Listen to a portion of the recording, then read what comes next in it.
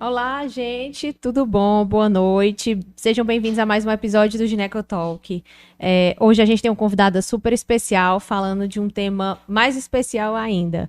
E ativem os sininhos, né? Hoje o tema da gente vai ser sobre a preservação da fertilidade feminina. Então, assim, mandem para as amigas, compartilhem tanto no Instagram quanto no YouTube com quem vocês acham que tem, assim, a necessidade, né, de estar escutando um pouco mais sobre isso, tá? Pessoas que estão tentando engravidar, que já têm uma certa idade e não estão conseguindo engravidar, ou que têm esse desejo, mas ainda não tem um parceiro fixo. E ativem lá as notificações, e é isso. Olá, pessoal, tudo bem? Boa noite. Que bom estar com vocês em mais um episódio, né, do Ginecotalk. Sejam muito bem-vindos e essa é a nossa intenção mesmo, trazer um conteúdo com muita qualidade, mas que seja de forma acessível, que os nossos pacientes, os nossos seguidores consigam entender e consigam esclarecer suas dúvidas e melhorar a sua qualidade de vida. E é isso, reforçar o que a Natália falou, né? Se inscrevam lá no nosso canal, @ginecotalk, e ativem o sininho para vocês receberem as notificações. Nos acompanhem todas as quartas-feiras, a partir das 20 horas. É um prazer imenso estar com vocês. E é isso, né? Hoje o nosso tema realmente é muito importante. Eu acho que vocês vão aprender bastante e nós também. E eu quero agora agradecer a todos os nossos patrocinadores, né, que nos acompanham em todos os episódios, ao Empório Felipe Lustosa, né, o Empório em Casa. E lá você encontra tanto comidas prontas, congeladas, como ele pode também levar um jantar de chefe para sua casa, principalmente agora nas festividades de fim de ano. Então não deixem de seguir o nosso patrocinador, Empório em Casa do Felipe Lustosa. Quero agradecer também ao salão da Daiane Martins e a Renata Gonçalves, que é nossa maquiadora, responsável pelo nosso visual, do meu e de Natália. E as meninas realmente são incríveis. Sigam o salão da Daiane Martins e Renata Gonçalves Makeup. E quero agradecer também a Água Cambará, que está conosco em todos os nossos episódios, né? Trazendo água, álcool em gel. E é isso, vamos conversar hoje com essa nossa convidada tão especial. Nossa convidada hoje é a doutora Isabela Pires. Olá, amiga. Oi, amiga. Ela é médica ginecologista, certo? Foi formada na Faculdade de Medicina de Juazeiro. Fez residência em ginecologia e obstetrícia no Hospital César Caus, em Fortaleza. Depois tem o título, né, também de ginecologia e obstetrícia pela Febrasgo.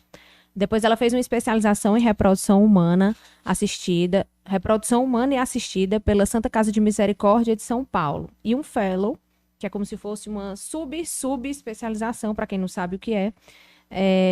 Cadê? Já me perdi, porque é tão grande o currículo.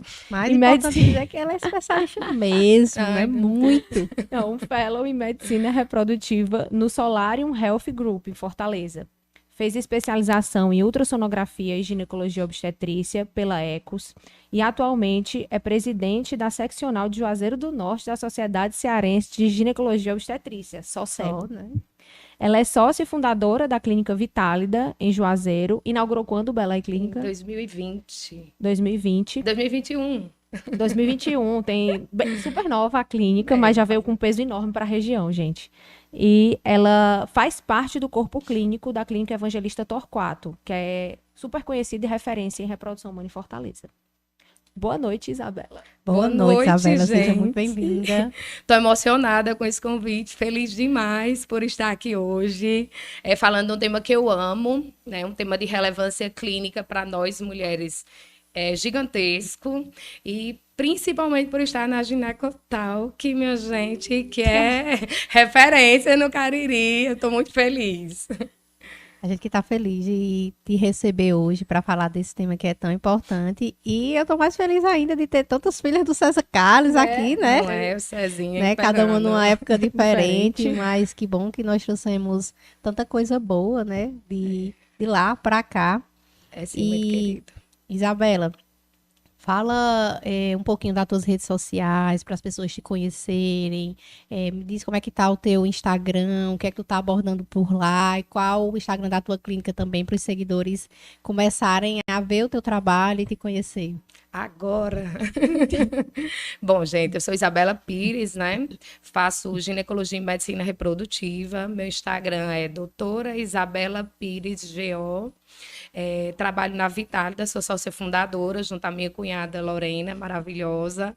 E nós fundamos a Vitálida em 2020, amiga, corrigindo direitinho. Vamos fazer 2 anos em março. E o Instagram da Vitálida é @Vitálida, VITTALIDA. Então, todo mundo pode encontrar lá na rede social, né, @Vitálida, para seguir as meninas, seguir a clínica delas, conhecer um pouquinho mais, né, sobre reprodução humana, o que é que elas fazem e o que elas abordam lá na clínica, né? Sigam também a doutora Isabela no perfil profissional dela, para vocês entenderem um pouquinho mais sobre isso e esclarecerem suas dúvidas. Se quiserem também, pode mandar perguntas, gente, aqui agora, né, ao vivo. A gente vai tentar selecionar algumas que possam não ter sido respondidas aqui por nós, né? Para a doutora Isabela tentar responder depois. E a depender do tempo também, se não der tempo, a gente responde nas redes sociais, certo? Então, Isabela, assim, para começar, né? O que é preservação da fertilidade feminina? Pronto, gente. A preservação da fertilidade feminina consiste no congelamento de gametas femininos, que são os óvulos, né? Existe a preservação da fertilidade com congelamento de embriões e de tecido ovariano, mas a nível ainda experimental. Mas, realmente, a preservação da fertilidade feminina, em via de regra, de maneira prática, consiste no congelamento dos gametas femininos, que são os óvulos. Por que é tão importante falar em preservação da fertilidade? Porque nós, mulheres, já nascemos com todos os nossos óvulos. O nosso pico de produção oocitária acontece com 20 semanas de idade gestacional. Então, a gente alcança o nosso pico de produção com 20 semanas dentro da barriga da mãe. Quando nós nascemos, essa perda folicular ela já existe e depois disso nós não produzimos mais nenhum óvulo. E os óvulos eles vão sendo perdidos, a gente vai perdendo gametas ao longo da vida reprodutiva. Então, a preservação da fertilidade consiste em preservar exatamente esses gametas femininos, que são os óvulos. E para quem né? Tipo assim, quem pode se beneficiar dessa preservação, né? Tipo assim, os casos que estão indicados, né? Para quem é essa assim, algum momento, né, alguma idade, algum perfil de paciente que deva fazer esse congelamento dos óvulos ou não? Na realidade, a gente fala que a preservação da fertilidade feminina é para qualquer mulher. Mas é evidente que, em termos de custo-benefício, há uma indicação de preservar óvulos por volta dos 30 anos, quando eu não tenho uma perspectiva reprodutiva clara. Eu tenho 30 anos, sou solteira, estou extremamente envolvida com meus projetos profissionais, pessoais, não quero a maternidade para aquele momento e, para evitar realmente a ação inexorável do tempo, a gente indica a preservação da fertilidade por volta dessa idade. Isabela, somente após 30 anos? Não. Existem condições clínicas em que a gente tem que propor para a paciente, é uma obrigação do ginecologista propor para ela a preservação da fertilidade muito antes. Por exemplo, algumas doenças benignas, a gente no dia a dia, já foi motivo de podcast aqui, inclusive, a endometriose. A gente tem várias mulheres, cerca de 10 a 15% das mulheres hoje em idade reprodutiva têm endometriose, e às vezes ela tem uma doença em um estágio tão avançado que precisa ser submetida à cirurgia. Então, é uma paciente que é candidata à preservação da fertilidade antes dos 30 anos. Se ela tem um caso grave e precisa ser submetida a uma cirurgia antes disso, é ideal que seja proposto para ela essa opção, porque ela realmente pode ter uma endometriose ovariana, pode precisar, na cirurgia, manipular o ovário, retirar uma parte do ovário, e aquilo ali pode impactar negativamente na reserva ovariana dela. Então, é uma opção que a gente pode indicar preservação antes dos 30 anos. Por exemplo, pacientes que têm doenças autoimunes, que precisam usar medicações que são tóxicas aos óvulos, a gente pode propor antes disso. E na paciente oncológica, quando a gente fala de preservação da fertilidade feminina, a gente tem que entender que essa preservação pode acontecer no contexto de uma doença maligna. Quando a gente fala de preservação unicamente pela idade, a gente está falando de preservação social da fertilidade. Agora, eu posso ter uma condição maligna ou benigna que interfira com a minha quantidade de óvulos, com a minha reserva ovariana, e pode ser proposto, sim, antes dos 30 anos. Existem alguns estudos, gente, que eles tentam dizer o quão custo-benefício é o congelamento antes dos 30.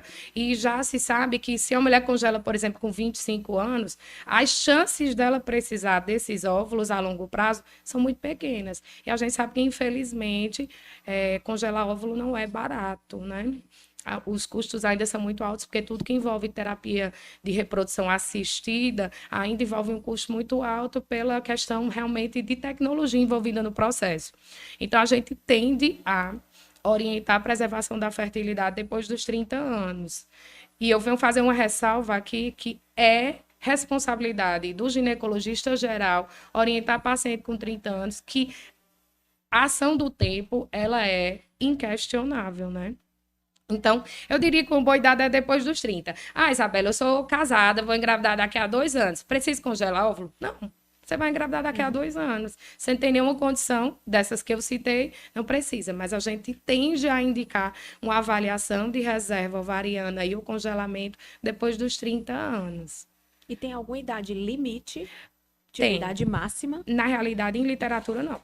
Que diga assim, eu tenho que congelar até tantos anos? Não. Mas os estudos apontam que após 38 anos não é custo-benefício. Mas por que, Isabela?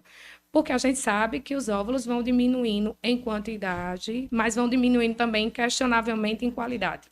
Então, eu propor para uma mulher um congelamento aos 39 anos, para ela, que ela tenha uma reserva de óvulos que possa garantir uma gravidez, vai precisar passar por muitos processos e a gente já sabe que tem a questão da qualidade oocitária que é inerente ao tempo. A gente não tem como mudar isso, né? Então, os estudos dizem que entre 38 e 39 anos. E, gente, passa voando, né?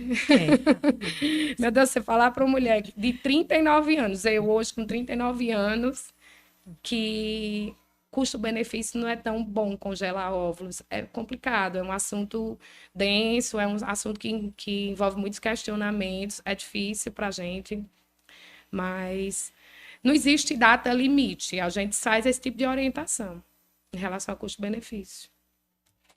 E assim, na tua vivência, né, assim, por que fazer um congelamento? Tipo assim, se um paciente chegar para ti e perguntar, doutora, tá, mas por que fazer uma preservação de óvulos? Eu costumo dizer que a preservação de óvulo, ela é a segunda revolução sexual da mulher, né? Em 1960, a gente começou a ter o domínio sobre o potencial reprodutivo com a pílula anticoncepcional. E agora, com as técnicas de reprodução e a possibilidade de preservação da fertilidade, eu diria que é a segunda revolução sexual da mulher. E por que eu indicaria isso? Porque eu costumo dizer que você pode até não ser mãe porque você não quer, mas você não ser mãe porque você não pode, pesa, né? Pesa muito. E hoje a mulher está envolvida com muitas ações. Hoje a mulher tem o seu papel na sociedade inquestionável. Hoje a gente quer estudar, quer fazer mestrado, doutorado, quer viajar, quer ir para fora, quer curtir, quer namorar muito antes de casar ou de ter filhos. Só que os nossos planos não são acompanhados pela nossa capacidade biológica. Então, por que, Isabela, congelar óvulos? Para garantir, para aumentar as chances de que o sonho da maternidade seja possível. Isabela, garantir? Não posso, não podemos. Garantir nem Deus, só Deus, né? Mas Deus, na sua infinita sabedoria, fez com que os processos reprodutivos não fossem extremamente eficazes. Imagina a gente que tenta imitar um pouquinho. Então, é para tentar aumentar a possibilidade da mulher viver a maternidade no futuro. Seja com 42, com 47, seja menopausada. Se eu congelar óvulos, eu posso engravidar menopausada, né? E assim, eu sempre costumo citar exemplos para tornar a coisa palpável. A gente tem calculadoras hoje para calcular a probabilidade de você engravidar com a fertilização in vitro, né? Uma mulher de 42 anos, se ela resolve engravidar naquele momento com seus óvulos de 42 anos, a chance dela engravidar na primeira fertilização in vitro é inferior a 5%, com óvulos próprios. Se eu congelei meus óvulos aos 30 anos e fui curtir minha vida, e agora eu vou fazer uma fertilização aos 42 anos, com meu óvulo congelado aos 30 anos, a minha chance de sucesso gira em torno de 50%. Então, é muita coisa, né, gente? Então, por que congelar óvulos, Isabela? Para aumentar as suas chances de viver a maternidade, caso isso seja o seu desejo. E o que eu costumo dizer também é que a vida ela é muito mutável, a gente muda muito. O que você quer muito hoje já pode não ser o que você quer muito daqui a 5 anos. Então, eu costumo dizer que preservação da fertilidade é um seguro de vida. Você não quer usá-lo, mas se você precisar, vai ser ótimo que você o tenha, né? Você vai ter, né? Você vai ter essa garantia que está guardada e que você vai poder utilizar. Que aumenta as suas com boa possibilidades, qualidade. né? Exato. Então, é por isso que hoje a preservação da fertilidade ela tem que ser trabalhada, explícita, conversada, não só pelo especialista. Isso Ela tem que estar na é boca do obrigação povo, né? do ginecologista geral. Quantas mulheres chegam para mim sem que soubessem disso, mas que se essa informação tivesse chegado lá atrás, isso teria feito uma diferença gigantesca na vida dela. Então, é por isso que é tão importante falar de preservação da fertilidade, é por isso que eu gosto tanto. E, às vezes, a gente acha que está uma coisa bem distante. É. E eu sou paciente da reprodução. Eu tenho embriões, eu tenho óvulos congelados. E eu passei por isso aos 35 anos. Eu achei que estava beleza, que ia dar show. Galinha dos óvulos de ouro, botando um monte de ovo. E não foi assim, né? Não foi assim. Então, a gente tem que se preparar, tem que ser falado mais sobre isso, né?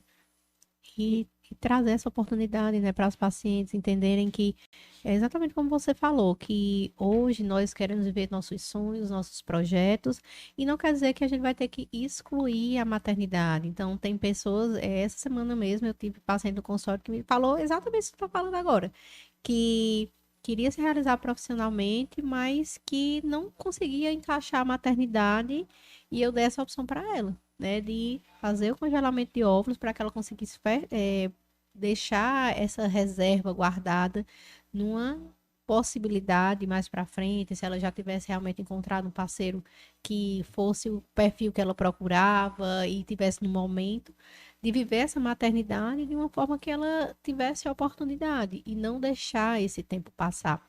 Mas como é que tá agora a aceitação das pacientes que chegam no teu consultório em relação ao congelamento de óvulos? Como é que elas estão recebendo essa novidade? Como é que elas estão aceitando isso? Quanto elas estão procurando sobre o congelamento dos óvulos? Eu fico muito feliz porque isso é uma realidade que tem mudado. É aquela velha história de água mole em pedra dura, tanto bate até que fura, né? A gente fala e cada vez mais tem sido procurado e no consultório também, graças a Deus. Eu tenho amigas pessoais, Carlinhos, quando você falou que essa paciente não conseguia encaixar,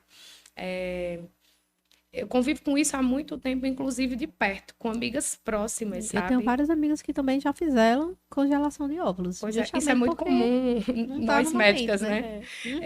É muito comum. Na Europa, por exemplo, já se sabe que as mulheres entre 30 a 34 anos têm um grau de escolaridade 11% superior aos homens.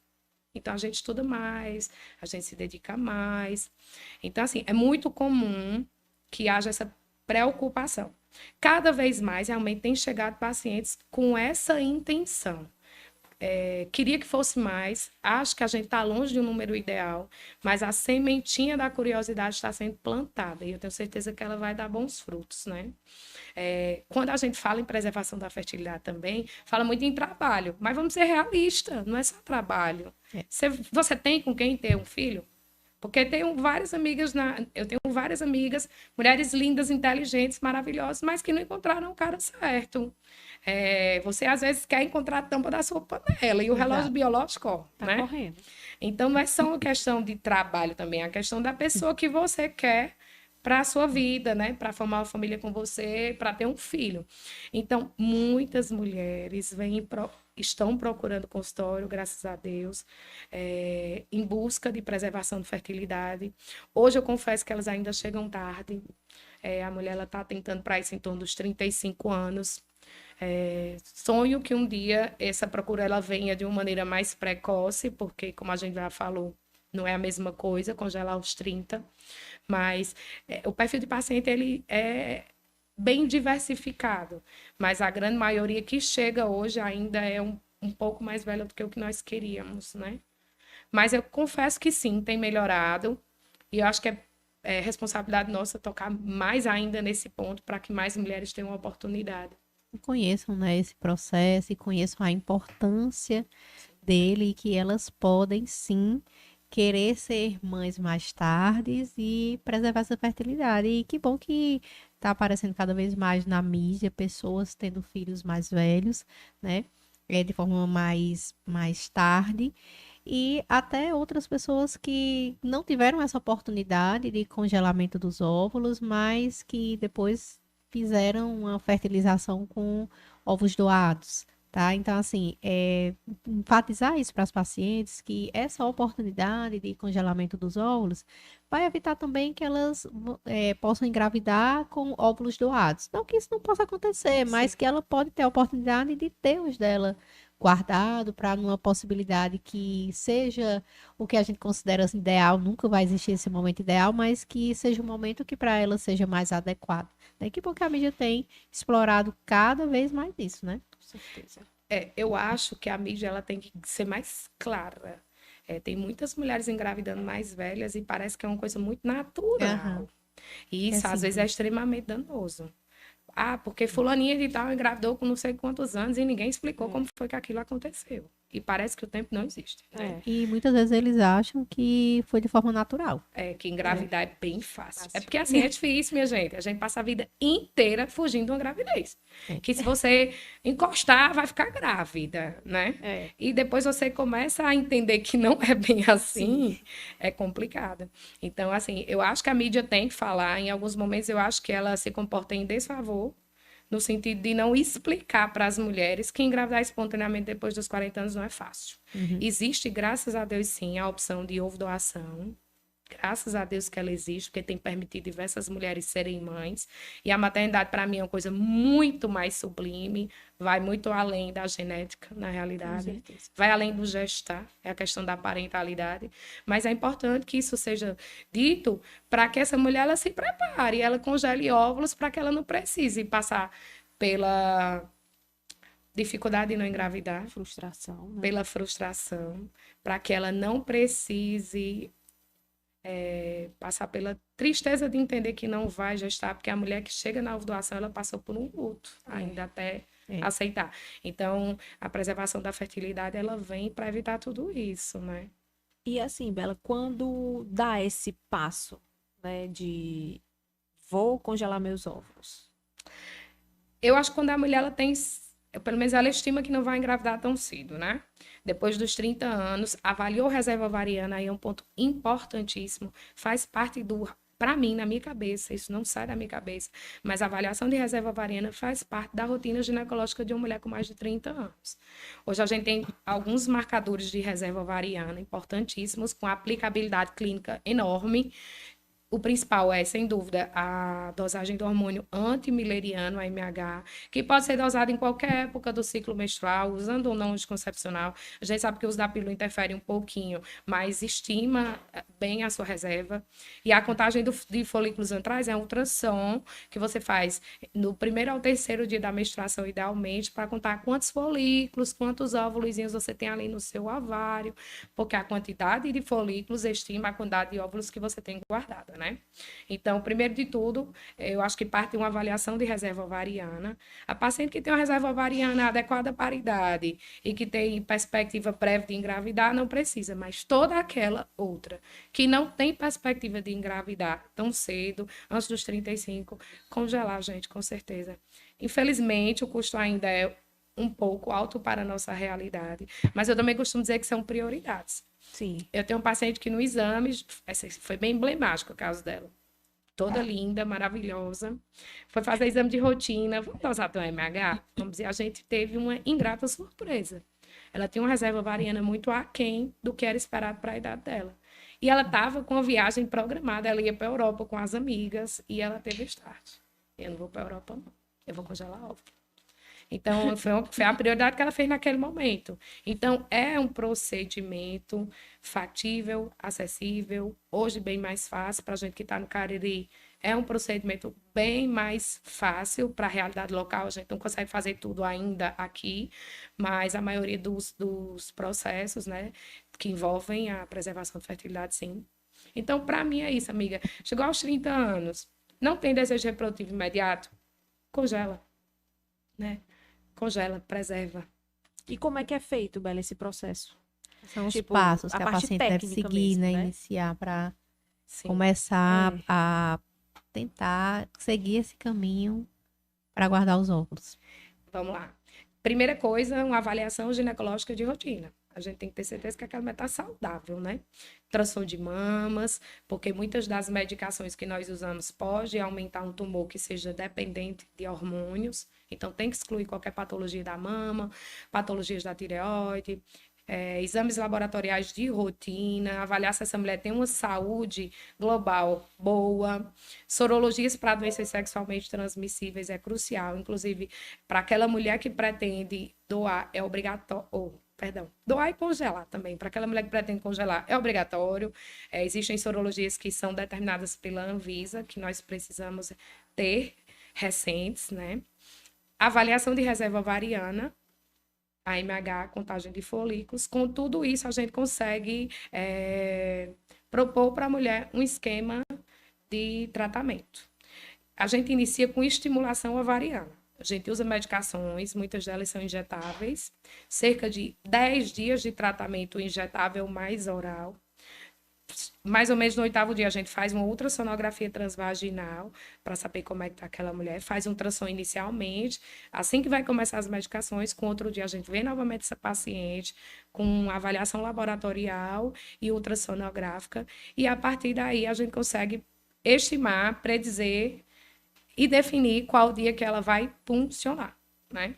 Então, o primeiro passo é a estimulação ovariana, que a gente usa muitas gonadotrofinas, medicações injetáveis, para fazer um suprassumo do biológico, que é a indução da ovulação. Aliás, o que é a estimulação ovariana. Naturalmente, a gente é preparada para produzir um folículo e um óvulo por mês. A gente faz o quê? A gente dá medicações para fazer com que seja recrutado muito mais folículos que vão entregar para a gente muito mais óvulos. Então, essas medicações vão fazer um supra-estímulo comparado ao fisiológico. Então, a gente faz a estimulação ovariana e depois faz a punção. Isabela, a punção é um procedimento complexo? Não. É um procedimento que tem uma curva de aprendizado um pouquinho mais complicada para quem é especialista e trabalha com isso, mas para a paciente é um procedimento tranquilo. A paciente ela é sedada, é uma sedação venosa, anestesia venosa geral. Aquela que a gente faz endoscopia, que todo mundo acha super legal, é a mesma coisa, né? Então, você vai dormir, a paciente vai dormir, é colocada em posição ginecológica e a gente, por via ultrassom transvaginal, a gente acopla uma agulha no ultrassom transvaginal, entra pela vagina e acessa o ovário. E aí vai com essa agulhazinha e punciona todos os folículos. É um procedimento que dura em média 20 a 30 minutos. Terminou o procedimento, ela passa umas 3 horas em observação, 2, 3 horas. Geralmente ela vai muito bem para casa só com medicação para dor. E depois disso, vida que segue. A gente sempre acompanha um pouquinho mais de perto as pacientes que acabam gerando muitos óvulos, porque existe um risco de uma complicação chamada síndrome de hiperestímulo, que é rara, mas o especialista tem que estar de olho. No geral, ela vai para casa e acabou. Ela vai receber 5 dias depois uma notícia do laboratório. 5 dias não. Ela vai receber logo depois a notícia do laboratório dizendo quantos óvulos maduros ela tem e foram congelados. 5 dias é para embrião. Então, é um procedimento tranquilo, a gente tem que desmistificar. A gente vai muito pro centro cirúrgico, às vezes, para fazer uma esteroscopia. É muito parecido com esteroscopia. Então, é um procedimento tranquilo, né? Existe um impasse um pouquinho com relação às medicações injetáveis, mas também hoje são medicações subcutâneas que você aprende rapidinho. Geralmente a primeira aplicação é feita na clínica, sob supervisão.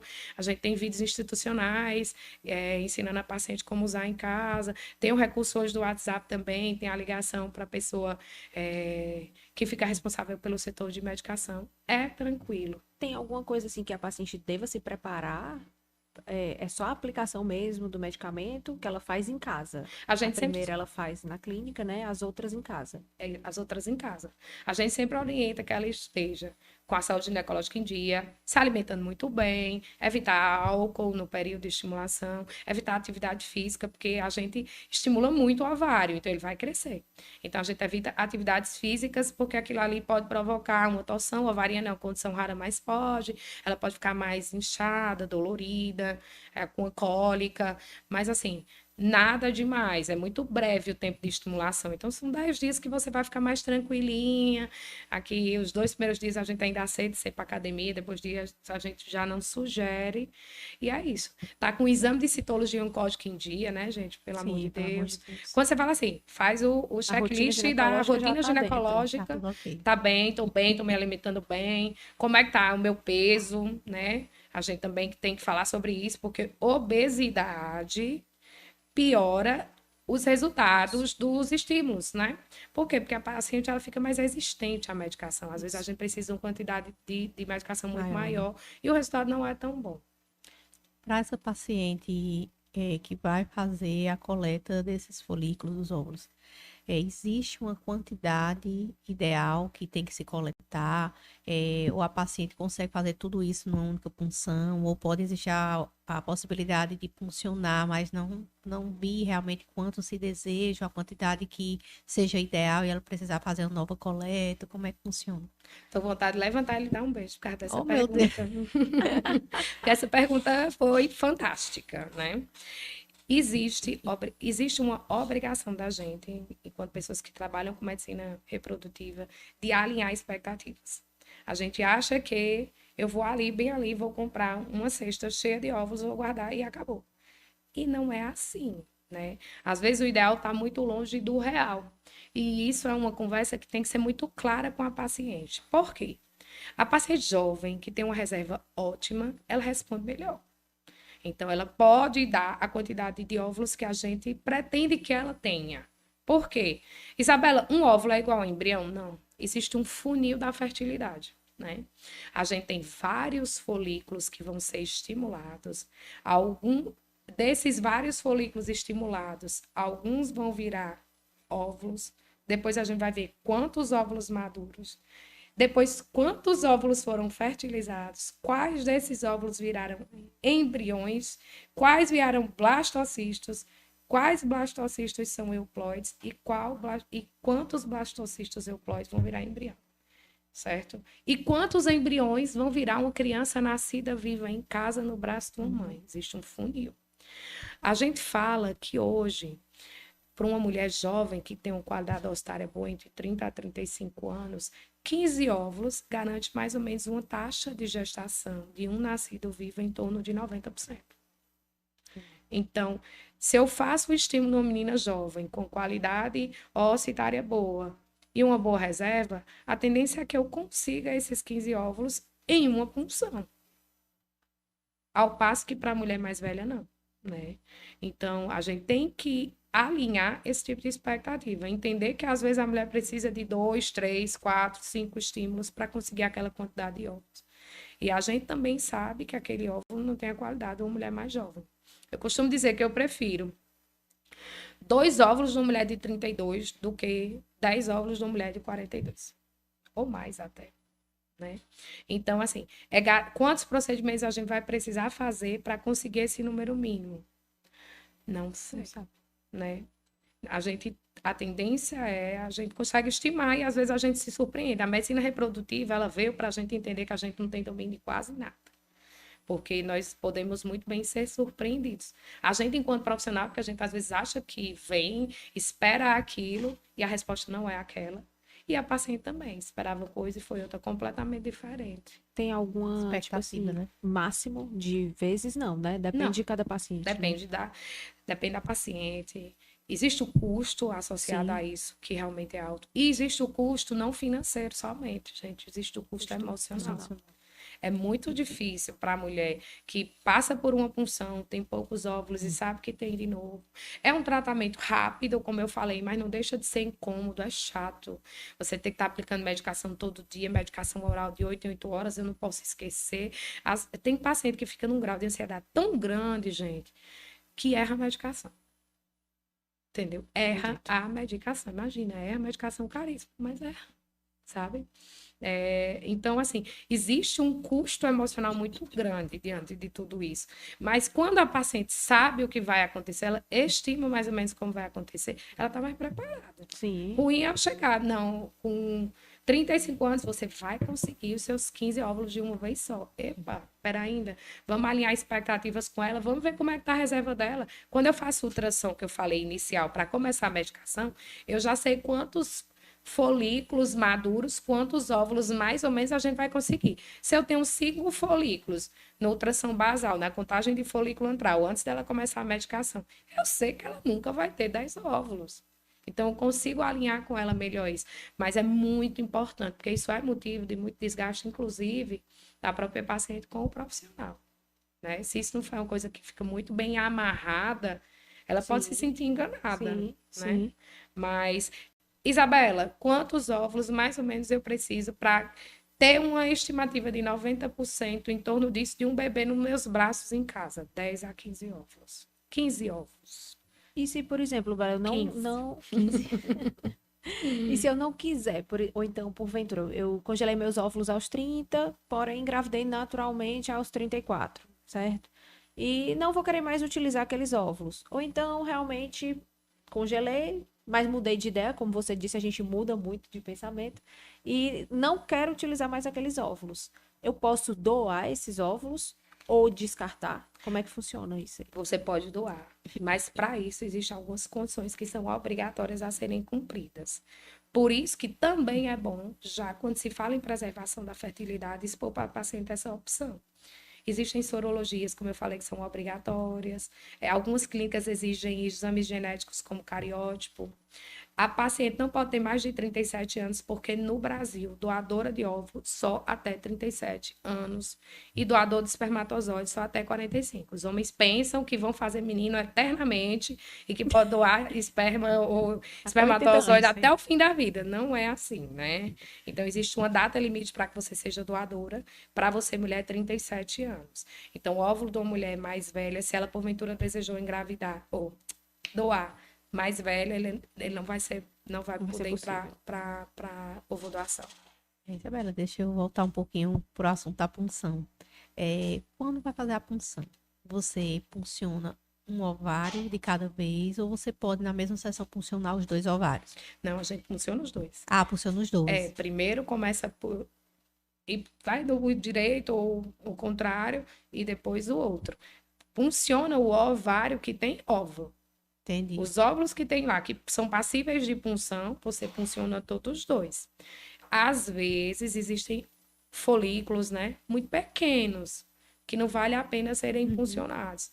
Às vezes, esses folículos que não chegam a um tamanho apropriado, em torno de 15 a 18 milímetros ou até mais, eles servem para uma outra coisa, que é cena de um outro podcast, que é o do STIM, que é quando você aproveita esses folículos que já passaram por estímulo gonadotrófico, mas não cresceram ao ponto de serem puncionados, né?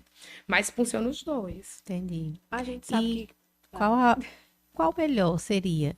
Se essa paciente, ela quer realmente guardar esses folículos, esses óvulos, o que é que seria mais interessante? Se ela guardasse os óvulos ou se ela guardasse embriões? Essa é uma pergunta maravilhosa também. Por quê? Já imaginou, nos dias de hoje, com as relações fugazes que nós temos, você congelar embrião e separar do seu parceiro? O que é que você vai fazer com aqueles embriões? Porque você precisa de uma autorização judicial dele para usar, né?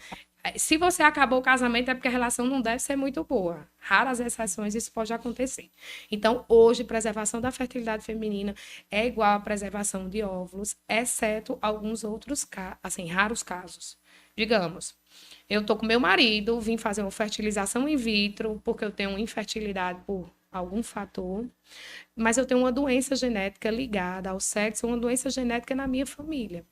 E eu quero investigar aquele embrião para evitar que aquela criança tenha aquela síndrome genética, às vezes incompatível com a vida.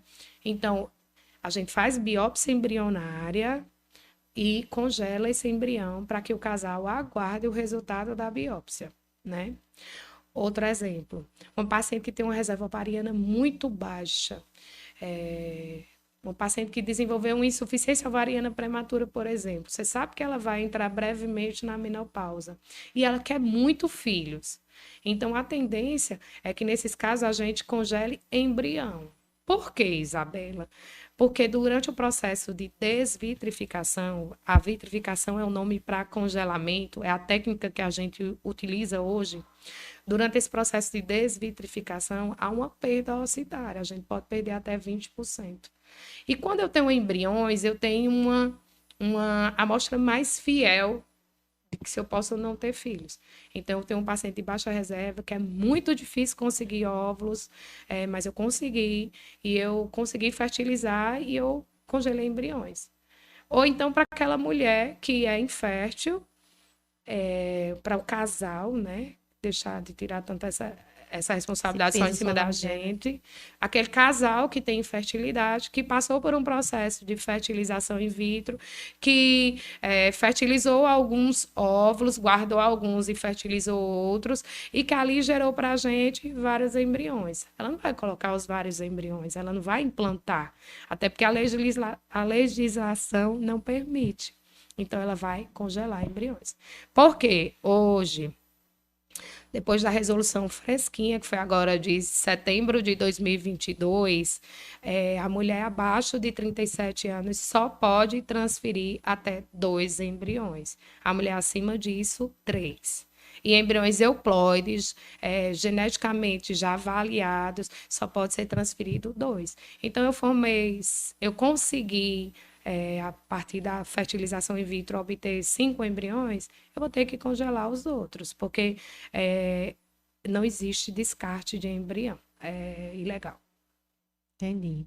E se depois o casal não quiser utilizar esses embriões? Ele pode doar, né? Entendi. O casal ele pode doar o embrião também. Só depois de 3 anos de congelado, eles podem manifestar o desejo de doar embriões. A questão de doar embriões, ela esbarra num conflito ético gigantesco. Sem contar que em países do mundo era proibido até bem pouco tempo. Na Itália não se congelava embriões. Né? Hoje, em raros casos, isso é possível. Porque o embrião é a vida, né, gente? Um óvulo é uma célula. É totalmente diferente. Com certeza. Eu também, eu confesso que é uma pedra no sapato para mim, essa história de congelar muitos embriões. E aí? É uma vida, é um filho que tá ali, né? E, Bela, assim, tu falou muito de, tipo assim, a pessoa pode funcionar várias vezes o óvulo. A gente sabe que quanto mais procedimentos em ovário, essa reserva ovariana, ela vai diminuindo. Isso acontece nessas punções? Não, Nath, pergunta excelente. Por quê? Os óvulos que são puncionados são os óvulos que invariavelmente já entraram em processo de maturação. Os folículos primordiais, eles são microscópicos, a gente não consegue estimulá-los, né? A gente só consegue estimular folículos antrais. Por isso que o AMH é tão importante, porque ele dá a reserva dos folículos primordiais, o comecinho lá. Nós só conseguimos estimular os óvulos, que já entraram nesse processo de desenvolvimento e que invariavelmente vão passar por um processo de apoptose, de morte, né? Sim. Então, a gente tem aquela velha história de aproveita o que a natureza vai desperdiçar naturalmente, mas isso não interfere com reserva. Entendi. Tranquilo. E aí, Carlinhos? Muito interessante, viu? Ainda tem muita coisa para perguntar. Eu adoro, a gente vai até 10 da noite. Vera, me diz uma coisa. Se a paciente, por exemplo, tem 35 anos, Não tenho ainda o desejo da maternidade real agora, mas eu quero congelar meus óvulos e eu também não sei quando eu vou querer engravidar. Mas eu posso ter uma doação de espermatozoides e congelar embriões ou não. Isso não é liberado apenas para preservar a fertilidade, somente o congelamento desses óvulos. O óvulo é seu. Eu costumo dizer que você faz dele o que você quiser. Mas para que você vai congelar um óvulo com esperma de uma pessoa que você não sabe nem quem é? Se você está preservando a sua fertilidade para o futuro, talvez para que tenha um filho com o cara que Contra você alguém. quer. Né? Não há essa proibição, mas na realidade eu nunca me deparei com isso, porque a gente ainda é muito romântico. É, A gente quer o príncipe, entendeu? A gente quer o cara, então a gente quer congelar óvulos para usar com Achar o o cara, cara. né? Com aquele. Agora, a gente também está ficando inteligente, né? Porque eu costumo dizer que a maternidade é uma decisão da mulher. Não tem mais história de ficar em casa, sentada, esperando o príncipe encantado para ser pai do meu filho, não. Então, a mulher moderna hoje, ela entende que seria maravilhoso ter uma pessoa para dividir essa responsabilidade e esse prazer comigo. Mas já que não tem, eu não sou obrigada a esperar o não, príncipe não encantado, viver não. nesse momento. Então eu posso chegar aos 42 anos sem ter encontrado essa criatura, mas eu quero ser mãe. Aí eu posso sim recorrer a um banco de espermas, né? E hoje isso é bem tranquilo, né? Bem tranquilo. Você compra uma amostra de sêmen, tanto brasileiro quanto americano e de fora. Existem bancos de esperma que mostram o perfil quase completo do doador. No Brasil é em anonimato, tá? Mas em alguns locais existem informações bem precisas de quem é o doador. É Entendi. isso aí. Então, hoje isso é muito mais real, né, para todas as mulheres. Que bom, né? Que bom que isso veio para revolucionar mesmo a medicina e a fertilização, né? O pessoal que trabalha com reprodução humana. Realmente é, assim, muito gratificante poder falar disso com as pacientes. Eu tive a oportunidade de ter algumas pacientes e pessoas próximas que já passaram por várias dessas nossas falas, né? Tanto pessoas que já fizeram congelamento dos óvulos, porque não estão no momento da maternidade, mas que desejam que isso aconteça em outra oportunidade. E já tive também uma pessoa próxima que teve congelamento de óvulos com o marido, teve um filho e guardou um embrião e acabou o casamento. E ela teve falência ovariana, por isso que ela fez, congelou os embriões. E aí ela implantou um e depois acabou o casamento e hoje ela não tem mais essa oportunidade de ser mãe novamente, porque o embrião que ela tem, ela não quer mais utilizar porque é do parceiro antigo. Aí, Bela, esse embrião, por exemplo, dessa pode doar. paciente. Ela pode Tá, doar. mas descartar jamais, não é isso? Pode descartar. Com autorização judicial, ela pode, depois de Entendi. 3 anos. Entendi. E aí, no caso dessa paciente, ela poderia ter, não sei, assim, realmente como estava no momento que ela foi fazer essa coleta dos óvulos, mas talvez ela pudesse ter coletado e guardado óvulos também, porque aí depois ela teria a possibilidade. Mas talvez eu acho que ela nem pensou nesse momento, né? Isso é papel nosso, sabe, Carlinha? É um papel difícil, na realidade. Porque você chegar com um casal que quer ter um filho juntos e você falar na possibilidade de que daqui a pouco eles podem não estar juntos, é complexo, mas é obrigação nossa. Principalmente para uma paciente dessa, com uma falência ovariana, né? Sim. O caso de falência ovariana prematura é bem emblemático, né? Então a gente tem também, enquanto ginecologista geral, tá de olho nisso, porque muda. É uma transformação, virada de chave. Já tive paciente que eu fiz o parto, 1 ano e meio depois chegou para mim com atraso menstrual. E estava com falência ovariana prematura e a gente não conseguiu dar seguimento ao tratamento dela. Ela não conseguiu engravidar de novo até onde eu sei. Se ela tiver engravidado, eu vou ficar muito feliz. Mas não foi. Mas é obrigação da gente, sim, explicitar que, uma vez tendo uma quantidade de óvulos boa, congele óvulos e faça alguns embriões. Às vezes, na falência ovariana prematura, a quantidade de óvulos que nós conseguimos no estímulo é que é muito pequena. Né? Entendi. E, Bela, tem algum programa, assim, a gente fala muito de custo. Tem, eu não sei se ainda existe, mas existia lá no Doutor Evangelista um programa que dava uma chance melhor de financeira, né, para as pacientes. Eu não sei se ainda existe. Eu brilho o olho com essa pergunta, porque eu faço parte desse programa. Eu confesso que eu tenho um orgulho imenso de fazer parte do Seminário. O nome do programa é Seminário, é um projeto de acessibilidade do Grupo Solírium, junto à Clínica Evangelista Torquato.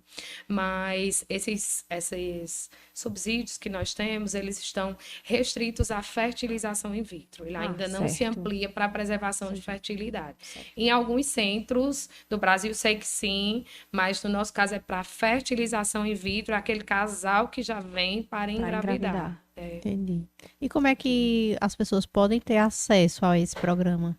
É só entrar no site www.semearsonhos.com.br. Lá ela vai fazer uma avaliação para saber se atende os critérios que são obrigatórios para ela entrar no programa. Ela faz uma avaliação com assistente social. Depois disso, ela foi selecionada, escolhe o médico que vai acompanhá-la e aí ela já está dentro da clínica. Né? É bonito, tem muita gente engravidando pelo seminário. Eu tenho um orgulho gigantesco, um brilho no olho, porque realmente tem feito a diferença na vida de muitos casais. Casais heterossexuais, homossexuais, casais, né? Família que quer muito um filho em casa. E... esqueci a pergunta. Acontece. Eu posso falar de uma coisa rapidinho? Claro. Eu acho importante. É assim, Natália sabe disso muito melhor do que eu, né? Hoje em dia, cada vez mais a gente tem diagnosticado mulheres com câncer de mama em idades cada vez mais precoces. Aquela história de câncer depois de 40 anos, ela já não existe mais, né? E a gente sabe que o tratamento do câncer de mama, ele envolve o uso na quimioterapia, principalmente, na radioterapia também, de agentes quimioterápicos que são extremamente tóxicos ao ovário. Eles são gonadotóxicos, né? E, às vezes, a mulher que se depara com câncer de mama, ela é jovem, ela não tem marido, ela não tem filho e ela quer um filho. E é obrigação da gente, mastologista e dos oncologistas, em explicitarem para essa mulher que ela é possível passar por um processo de congelamento de óvulos rapidinho. Antes de fazer um tratamento. Bem antes de iniciar o tratamento. A gente tem hoje no programa, na clínica também, um projeto de oncopreservação para preservação da fertilidade feminina na paciente oncológica, que também tem vários incentivos financeiros, porque você pega muitas vezes, aliás, surpresa, todas as vezes você pega de surpresa. E às vezes financeiramente você não está preparado, né? Mas é um divisor de águas na paciente, na vida da paciente que passou por um tratamento oncológico. Então, assim, a gente tem que pensar, nós somos obrigados em pensar em sobrevida a longo prazo, sobrevida tardia, qualidade de vida na paciente oncológica. Então, hoje, a gente consegue iniciar muito antes, às vezes, do que um PET scan. Antes dela conseguir marcar um PET scan, ela faz um processo de estimulação ovariana e punção para a preservação da fertilidade, com medicações que são seguras, porque existe o medo da elevação suprafisiológica do estradiol, porque a gente sabe que a maioria desses tumores, dos cânceres de mama, eles crescem com esse hormônio chamado estrogênio, mas a gente hoje consegue utilizar medicações que elevam o estrogênio a níveis fisiológicos. É um processo bem rápido. É o que eu falei para vocês, 10 dias. Às vezes é a programação, é o oncologista, o cirurgião oncológico, o mastologista, vocês, que demoram um certo tempo para marcar a cirurgia da paciente, e ela tem condições de fazer isso hoje em Juazeiro. Então, as pacientes, no Cariri, né? No Crato. Então, assim, no Cariri inteiro, gente. Interior do Pernambuco, interior da Paraíba. Foi descoberto um câncer de mama, recebeu esse diagnóstico, essa bomba no colo da gente, você não está condenada a não ser mãe. Você pode, sim, passar por esse procedimento. Depois de todo o tratamento do câncer de mama, né? Aí vai reimplantar, vai fazer a fertilização e vai implantar o embrião. Sim. A eficácia é a mesma. De uma pessoa que nunca passou por um tratamento quimioterápico? Por exemplo, se ela, durante o tratamento, vou dar agora exemplo de um câncer de ovário, ela passou por uma radioterapia local e aquela radioterapia pode alterar a anatomia do próprio útero dela, né? Não é um fator só ligado à qualidade ocitária. Existem outras coisas que podem surgir no caminho que diminuam as chances dela engravidar. Mas os óvulos dela estão preservados. Ela pode desenvolver uma adenomiose futura, enfim, estou dando exemplo. Adenomiose não, mas várias outras condições. Isso pode diminuir um pouco a eficácia. O resultado reprodutivo, de fato, Mas de ser falando mãe. só de tratamento, vamos dizer, para câncer de mama, não muda nada. Não. Né? Ok. E tem algum período que, pronto, após o tratamento, quanto tempo depois eu posso implantar esse embrião? Vai depender do esquema quimioterápico, do prognóstico, enfim, de alguns fatores, né? E o plano de saúde, ele consegue absorver algum custo relacionado a tanto a fertilização como a guardar esses óvulos, ou não, ele não consegue absorver nada? Existem alguns planos de saúde que você consegue através de liminar. Eu não vou entrar tanto nesse mérito, mas para situações de oncopreservação, de preservação da fertilidade na paciente oncológica. Entendi. Só No nesses Brasil, casos, né? No Brasil. Por exemplo, Israel, todo o tratamento de reprodução assistida é pago pelo governo. Na França, também, acredito que até a terceira fertilização in vitro, eu posso estar dando um errado, equivocado, mas eu acho, tenho quase certeza, que até o terceiro ciclo é custeado pelo governo. Países onde a taxa de natalidade tem decaído bastante e há um incentivo às famílias, a família, né? Não diria nem a família maior, às vezes é até um filho. Entendi. É isso. E aí, Natália? Ah, muita informação, viu? Muita informação. Tem que deixar para a Lorena falar semana que vem.